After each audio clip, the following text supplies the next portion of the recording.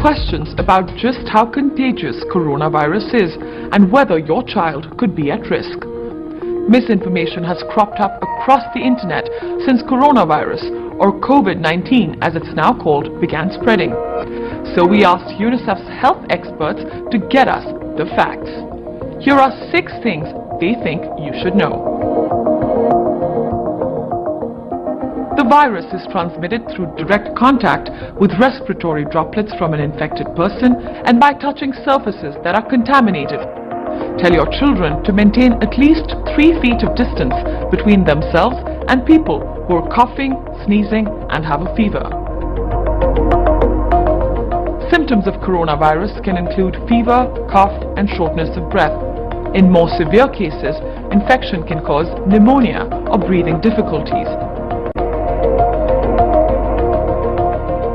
Wash your hands frequently for at least 20 seconds using soap and water or an alcohol-based hand rub.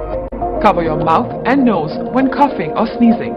Use your elbow, like this, or use a tissue and then throw it in the bin immediately after. Not really. If you don't have any symptoms, there is no need to wear a mask. Hand washing is actually more important. If you're coughing or sneezing, it's advised that you wear a medical mask to help protect others.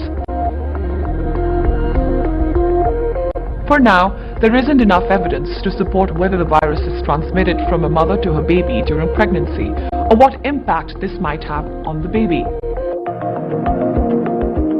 To date, there is no specific medicine to prevent or treat the new coronavirus. So the best thing you can do